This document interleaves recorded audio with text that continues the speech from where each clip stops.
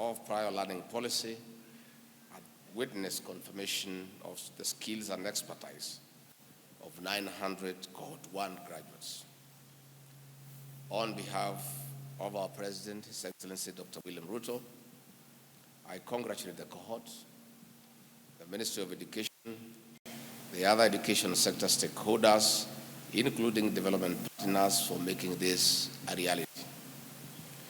In recognition and confirmation of the ability of our artisans, who are the bedrock of our economy, we have elevated their profession and dignified them for what they do best, not the paper they lack. Indeed, today, hardworking, dedicated, focused, and qualified Kenyans who could never have bagged a certificate will walk home with a promise of a job and a bright future for themselves and their families. In these certificates, we are giving them the key and empowering them access to unlimited opportunities in the formal sector, locally and internationally. For instance, Lynette Imbosa, who has worked as a car mechanic in Nairobi for over 5 years, can apply for employment in an automotive assembly. This work,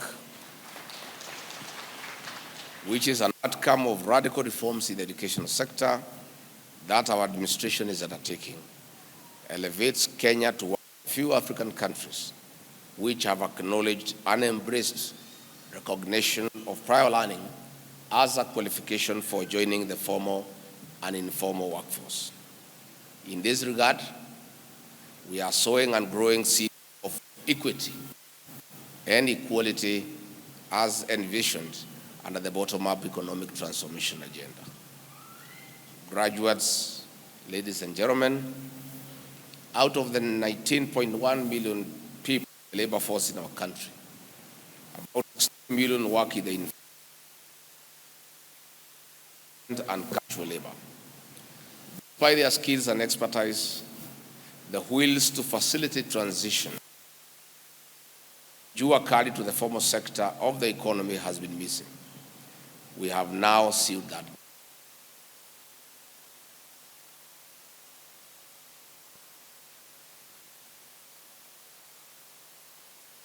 To job creation for the millions of unemployed Kenyans working in the Juakali sector. Our decision is informed by the fact that these skilled people acquired competencies through informal and non-formal means, but they have been discriminated against for lack of paper to prove qualification. The impact has been very severe. They cannot secure formal jobs, and if they do, they have limited latitude to negotiate for higher pay equivalent to the service that they give. With the launch of the recognition of prior learning today, we have removed the barriers and opened the gate for consideration of knowledge, skills, and expertise in employment. Henceforth, our skilled artisans will no longer use folders with pictures of their hard work to prove knowledge and skills. We are ensuring end-to-end linkages in connecting graduates with employment opportunities.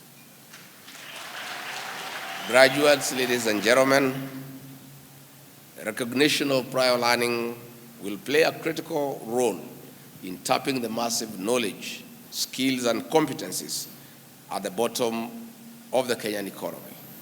Subsequently, ministries and state departments have been directed to implement a continuous system for information sharing with the State Department for TVET, which is responsible for recognition of prior learning for quick turnaround from accreditation to employment.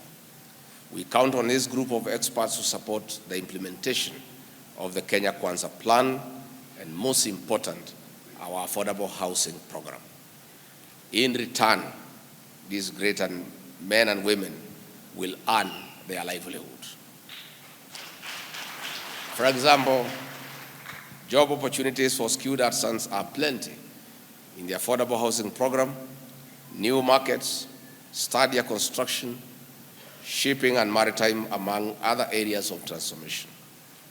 This is in addition to the diaspora jobs which our president is negotiating with other countries.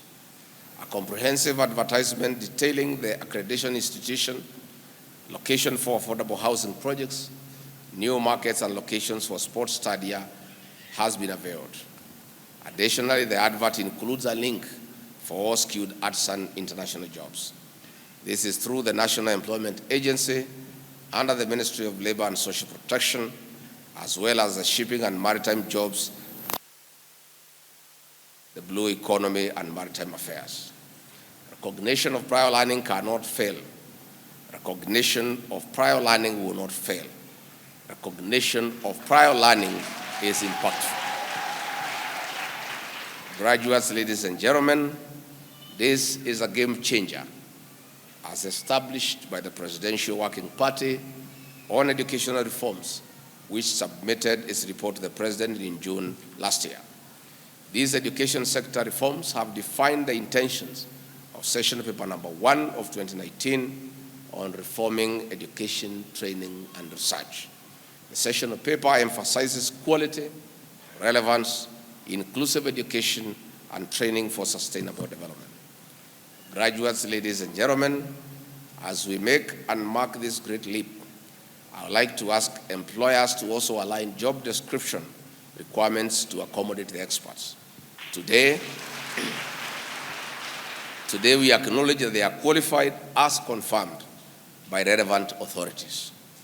The Kenya National Qualifications Authority has demonstrated that expertise is not only gained from formal learning institutions.